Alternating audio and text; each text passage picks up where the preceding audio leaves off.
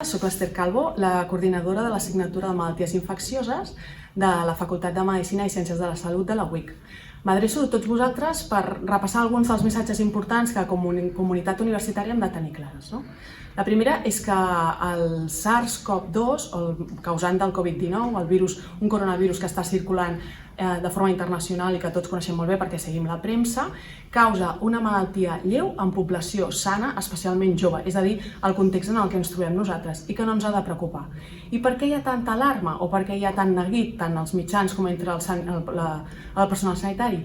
Ens preocupa que en un breu interval de temps hi hagi moltes persones infectades que necessitin assistència sanitària i que això d'alguna manera pugui posar a risc el sistema sanitari, que no el posarà. Entenem, el que vull dir és que hi hagi una gran demanda d'assistència per part del sistema de sanitat. Com a població general, que som cadascú de nosaltres, ens hem d'atendre a les recomanacions de l'Agència de Salut Pública, que és la institució que està gestionant aquesta situació. Això vol dir que si qualsevol dels membres de la comunitat universitària tenim símptomes respiratoris i dubtem de si podem tenir la infecció, hem de contactar a través del 061, que gestiona aquest tipus de trucades amb l'Agència de Salut Pública, i determinaran si tenim criteris o no de ser estudiats com un potencial cas.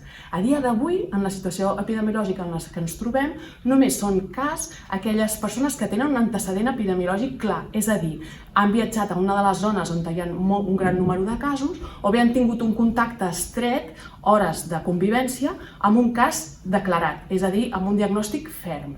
Qualsevol altra persona que tingui símptomes respiratoris no ha de preocupar-se. De tota manera, si té dubtes, pot contactar amb el 061. Sense més, dir-vos que hem de tenir molt sentit comú. És una malaltia comuna que provoca símptomes respiratoris lleus, que en població de menys de 80 anys probablement no provocarà cap tipus de complicació i que si el sistema sanitari s'està organitzant i d'una forma enèrgica i amb molta antelació per poder copsar, per poder d'alguna forma donar sortida a la potencial augment de demanda de peticions o de consultes a nivell hospitalari i a nivell d'atenció primària.